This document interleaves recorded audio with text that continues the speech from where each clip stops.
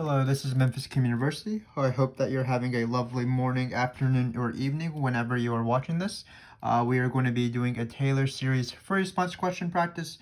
This is difficulty number 5. So what I've done is I've created 10 Taylor Series questions. I do this for every single free response topic, where we go from difficulty 1 through 10. In this case, we're doing difficulty number 5. So we're sort of in the middle level of Taylor Series, but a middle-ish level of Taylor Series in terms of the difficulty is probably harder than maybe the hardest parametric free response question or the hardest table free response question. So this will be good practice. Sort of wrote a different function at the beginning, decided to make it a little bit easier for our purposes so that the question works out. Of course, this is based off an old AP exam, but I did tweak it a little bit. So we're going to take this function here, and then we are going to enter these Taylor series questions. Keep in mind that I consider this a special function Taylor series question because we have a sign of x here. But we will have to do interval of convergence, which usually I group in a different sort of category for Taylor series questions. That's actually going to be the next video. But of course, you can mix up Taylor series questions even if you break them up into 3 broad categories because they have similar questions. But let's get started. So in this case, we're going to write the first 4 non-zero terms and the general term of the Maclaurin series. Maclaurin, of course, means that the Taylor series is centered about x is equal to 0 for f. So we did a little bit of this in the difficulty number 2 video, I believe, where we had e to the x, and we saw the difference of plugging in x squared versus multiplying by x squared. But in this case, we're only going to multiply by x squared. First, we're going to need the Taylor series or the Maclaurin series for sine x. So let me write that down for you, including the general term, unfortunately. But remember that this is sort of memorization for these first Taylor series. So sine of x, the Maclaurin series for that is going to, it starts off with x. Then it's all the odd powers of x with the factorials, of course. Keeping in mind that it does alternate as well. So these are the first 4 terms of sine of x. Remember, when you're multiplying, you're focusing on whether it has all the powers. In this case, it's only the odd powers, and then whether it alternates, and then whether it has factorials. When you do sine of x, cosine of x, e to the x, ln of 1 plus x, things like that. Then we're going to keep writing.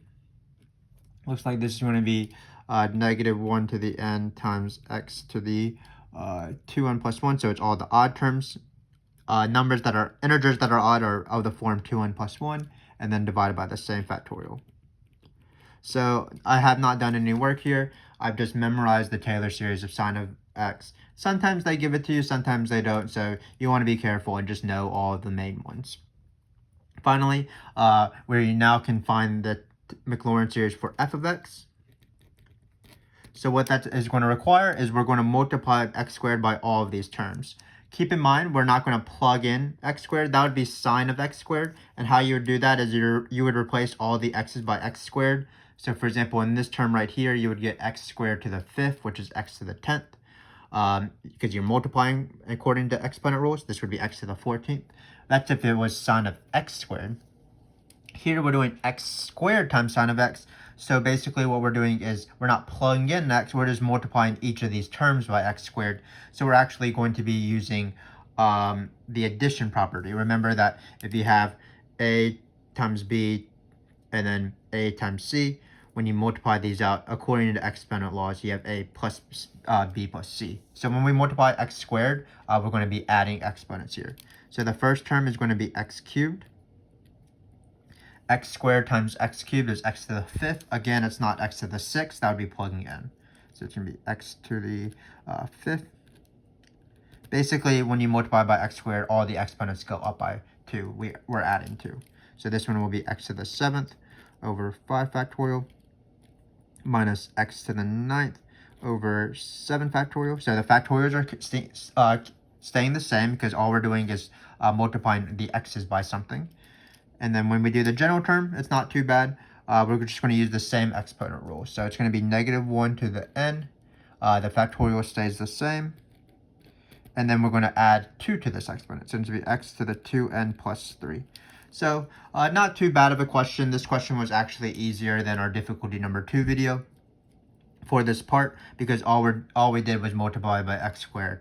But again, there's two main keys. The first key is to memorize your special Taylor series functions: sine of x, cosine of x, e to the x. And then the next key is what's the difference between plugging in something, finding sine of x squared, for example, versus this question, which is x squared times sine x. If you want, of course, we have videos. Hopefully they'll be up there by the time you are ready to use them, or ready to gain some sort of benefit from them.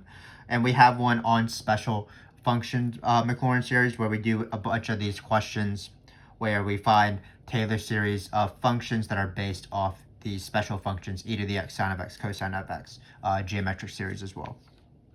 So now we're going to determine the interval of convergence for f of x. So this is just going to be the ratio test process and so on. So remember that you're always doing the interval of convergence on the general term, which is why they asked us to find the general term for f. If you want, you can, to preview our next video, difficulty number 6, that's going to be an interval of convergence question as well. But in that question, the given is the derivative. So what you need to do is you need to find the general term first of the Taylor series before you actually execute the interval of convergence process with the ratio test. So be on the lookout for that. That's one of the trickiest things. You can only find the radius of convergence, which is needed for the interval of convergence, when you have the x's. You need to run it on the x's. You can't just have it on a derivative formula. So check out that video if you want to know what I'm talking about more in depth. But here we do have the general term, so I'm just going to do the interval of convergence, the ratio test on this guy right here. So let's write the ratio test. So what you do is you write limit as n goes to infinity. We want to be precise in this, even though it's kind of annoying, of course. It's going to have absolute values. Nice to be precise and be consistent to show people what we do know, what we are talking about. So the first thing is what we're going to do is we're going to take all these n's and we're going to plug in n plus 1 for n. Notice we are not bumping up everything by 1. Some people think that when you form the ratio test, which is a to the n plus 1 over a to the n, you just bump up everything by 1, but you're actually replacing the n with n plus 1. So let's see how that works in this case. So it's going to be negative 1 to the n. When we plug in n plus 1, let's just do some work on the side. Notice this 2 will distribute, so you're going to get 2n plus 2 plus 1. So we're going to get 2n plus 3. Again, these do not, this does not do the thing where everything gets bumped up by 1. Notice this got bumped up by 2 because we're replacing n plus 1 with n. So just keep wary of that. So in this case, you're going to get x to the 2n plus 3 all over, and then again,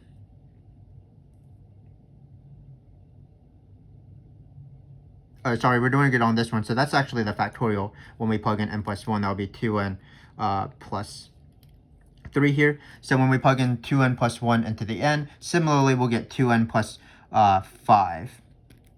So if you want, you can do that work on the side. So it'll be, so we're 2n plus 3. So you're going to get 2n plus 6. Sorry, we're plugging in 1. I don't know what I'm doing here. So let me just sort of gather myself, apologize. Sometimes, of course, this is very difficult, and you want to take your time and be patient with it. So again, all we're doing is we're plugging in n plus 1 into all of this. So we have negative 1 to the n plus 1.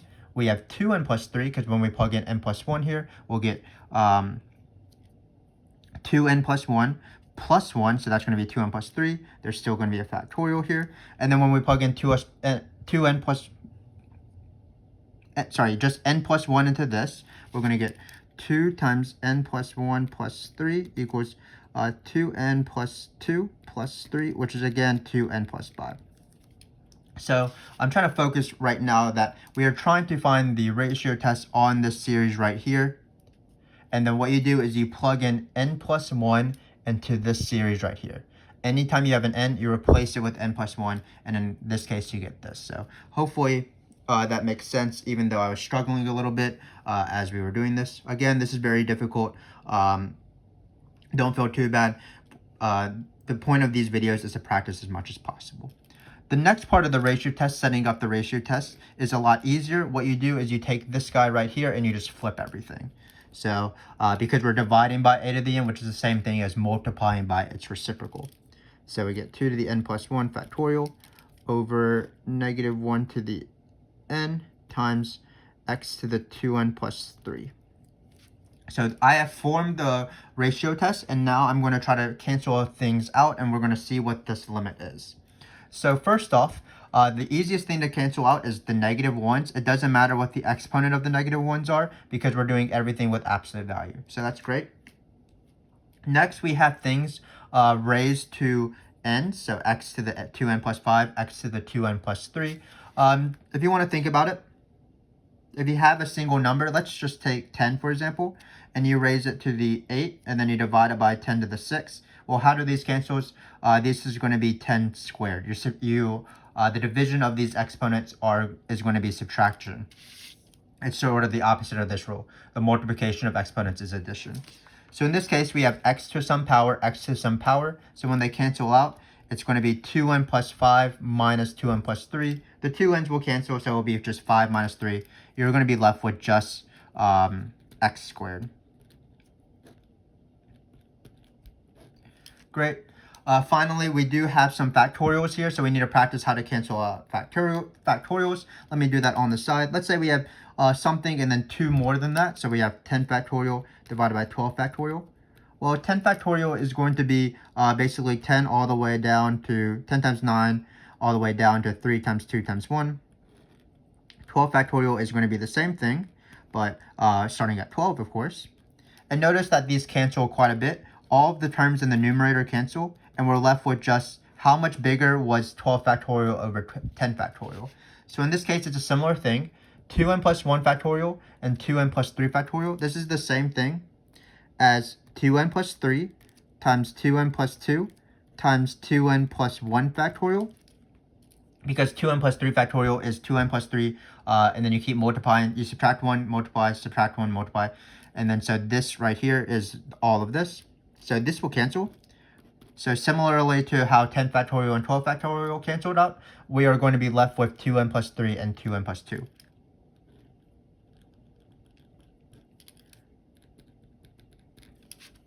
Now we do this limit as n goes to infinity. Keep in mind that there's a huge difference between x and n here. So when we plug in infinity here, hopefully you can read that says 2n plus 2. Notice that the bottom will get really, really big no matter what x is. Say x is 1,000,000, it's still a fixed number. So as n gets bigger and bigger and bigger, this denominator is going to get bigger. So the entire fraction is going to get smaller. So this limit actually is 0. And when you do the ratio test, you always compare it to be less than 1. So what x's make this true? What x's in the original right here makes this ratio test where the ratio of the limit as n goes to infinity is less than 1? Well, it's actually all the x's. So the interval of convergence is actually all real numbers.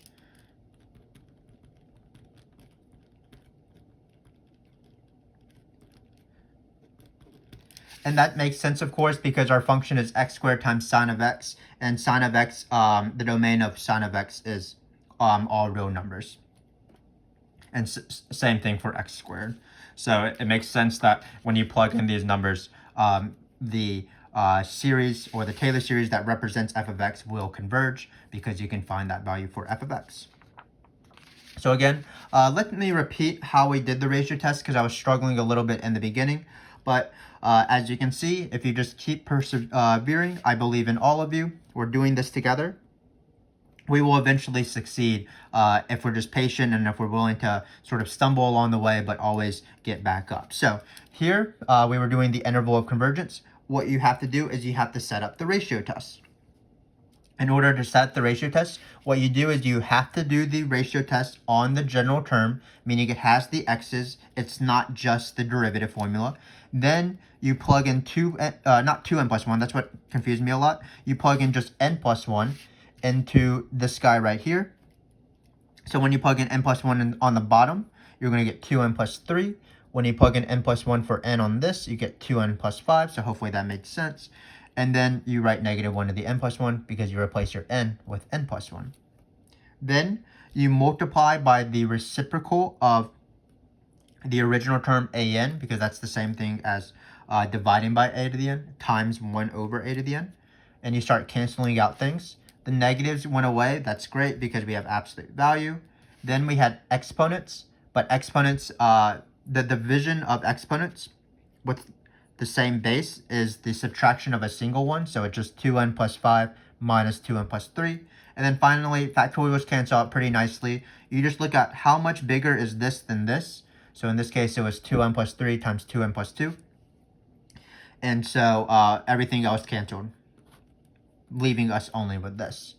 Then we still have to do the limit as n goes to infinity. But in this case, because we still have n's on the denominator here, the fraction is going to be tending towards 0, which means that for any x, no matter what the x is, this ratio test will be less than 1. So the ratio test says that for any x, this series, if this is the sequence, the series will converge. So the interval of convergence is all real numbers. So hopefully that made sense. A little bit tricky of a ratio test question because we had some factorials canceling. We saw that it wasn't just bumping up everything by 1.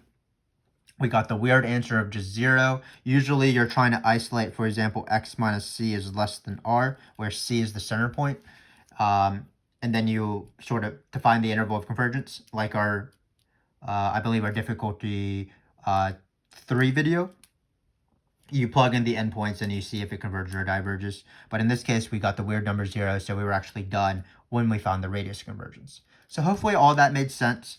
I apologize again for sort of messing up this, but mistakes are inevitable when you do these hard and challenging Taylor series free response questions. So let's move on. We do have a tricky question on the back. So it looks like a fairly intimidating question. We're going to try to find the Taylor series of f prime of square root of x, and then we're going to take the integral of that. So let's just start. This is one of those types of questions where you start off with one Taylor series, and then you slowly manipulate that Taylor series. So we're going to start off with f of x. And then we're going to, this is sort of the order of operations. We're first going to find f prime of x. Then we're going to find f prime of square root of x. And then finally, we're going to take the integral of that. So again, as I go through these Taylor series, I take it step by step. I'm very patient with it. I'm trying to be careful because I don't want to make mistakes, which I probably will do. So let's start. So first off, let's write off the Taylor series of f of x that we got from the first page, just these 4 terms. I'm not going to write the general term because they no longer ask me about the general term, so I don't want to do that. So in this case, remember f of x was x cubed, I believe, minus x to the 5th over 3 factorial plus x to the 7th over 5 factorial minus x to the 9th over 7 factorial. That is right here. We found that in the first question. We started off with sine of x and then multiplied by x squared. So next, we shouldn't go 2 steps in one. We shouldn't find f prime of square root of x. Let's just try to find f prime of x. And that, of course, requires us of just taking the derivative using the power rule term by term. So I'm going slowly from one Taylor series to the next. So f prime of x is Taylor series. This is going to be 3x squared, of course. Then we're going to drop down the 5. I'll simplify maybe later. And then subtract 1, of course, from the exponent. Then drop down the 7. It'll be now to the 6. And then over 5 factorial because the constant doesn't change. Notice I'm definitely not doing quotient rule here. I'm just doing power rule because like the derivative of x to the 9th over 3, you just drop down the power, cancel out the denominator if necessary. Because you can always write this as minus 1 over 7 factorial x to the 9th if you really want to. So then you're going to get minus, well, we're going to drop down this exponent. It's going to be 9x to the 8th over 7 factorial. Again, all we did was employ power rule. Next, we are going to plug in square root of x. But remember, square root of x is the same thing as x to the 1/2. Here, it's going to be different than the first page. And the first page, we multiplied by x squared. We didn't plug in anything into the sign. And here, we're going to be plugging in square root of x, which is the same thing as x to the 1/2. So let's write that out. F prime of square root of x it's going to be 3 times x to the 1/2 to the 2. So again, I'm not multiplying by square root of x. I'm replacing all these x's with x to the 1/2. So it's going to be minus, let's do this quickly. So it's going to be x to the 1/2 to the 4th. And notice that when we do exponent rules, this will be pretty nice, actually. There's still a factorial on the bottom. So not doing much work in this step right here, except I should copy my work better. X to the 1/2 to the 6. And then finally, because they want me first for non-zero, I'm going to give them 4 terms. 1, 2, 3, 4. So it's going to be 9 over 7 factorial x to the 1/2 to the 8th. Great. And then I'm going to rewrite this. Let's try to simplify everything. So this is going to be 3x. Because again, when you do this exponent rule, it's multiplication, so it's 2 over 2. This guy looks right here to be 5 over 6, because 3 times 2 times 1 is 6, so it's going to be 5 over 6. And then the new power will be x squared, because x to the 1/2 times 4 is x squared. Then this guy right here is going to be 7 over 120, because that's 5 factorial. It could have been better maybe to not leave this, to not simplify this, but I know 5 factorial, so I'm going to write it as 120. And then we're going to get x to the 3rd. And for this guy right here, I don't really want to simplify it, as you'll see why. So I'm just going to leave it as 9 over 7 factorial. X to the 4 though, because it's x to the 1/2 times 8, which is x to the 4. So we have done the first part of the question. We found f prime the square root of x, the first 4 terms. Again, we were pretty careful with this question. What we did is we took the derivative of f of x from the first page, and then we plugged in square root of x in 2 steps. Square root of x being x to the 1/2. So now we're going to do a similar thing. We're going to find the first 2 terms of g of x. I'm actually going to find the first 3 terms. You'll see why in the next question, but let's first find the first 3 terms. So that's why I didn't write the 4th term, because I won't need it ever. I only need the first 3 terms. So it's going to be g of x is equal to, hopefully you can see this on the edge, 0 to x of f prime of square root of t. Probably not going to have enough room, but that often happens in these videos. So I'm going to be careful. I'm going to take these 3 terms and replace them with t's, because it says have t's in there. So it's going to be 3t minus 5 over 6 t squared plus 7 over 120 t cubed.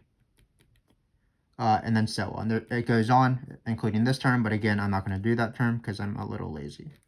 So we have this guy right here. And similarly with derivatives, for integrals, they're usually pretty easy. You just do it term by term. So in this case, what we're going to get is, hopefully you can see this, looks like the integral of this one will be 3t squared over 2.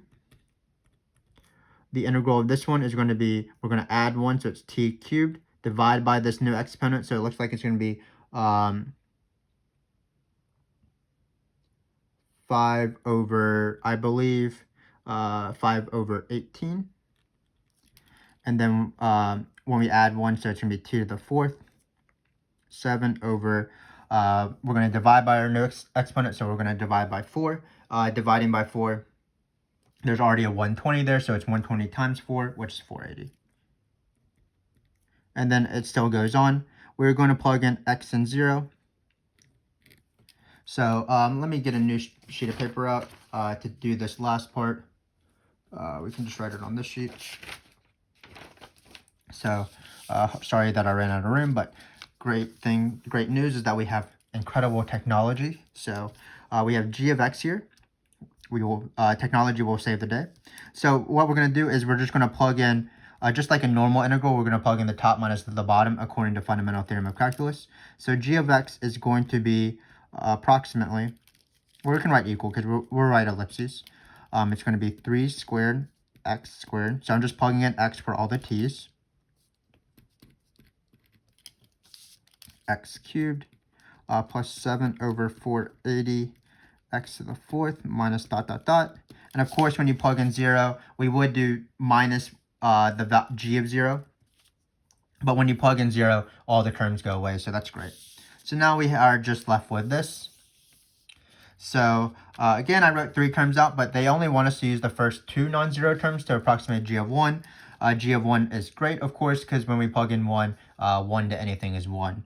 So g of 1 is the same thing as we're approximating this. We're only going to use the first 2 non-zero, so that's going to be 3 halves times 1 squared minus 5 over 18 times 1 cubed. This is going to be 3 halves minus 5/18. This shouldn't be too bad in terms of the multiplication. So what it's going to be is, let's write everything as a, this as the common denominator. Can't speak, of course. So it looks like we're going to multiply everything by 9. So it's 27 over 18 minus 5 over 18. And we're going to get 22 over 18. I believe that's right. And then 22 over 18 we can divide by 2. Why not? So it's 11 over 9. So this is the approximation. So this will be the answer. So let's just go over what we did. The key for Taylor series is when you want to go from one Taylor series to a much harder Taylor series, you just go step by step slowly. Don't want to skip any steps. Just take derivatives or integrals using the power rule. So in this case, we started off with f of x. We took the derivative using the power rule.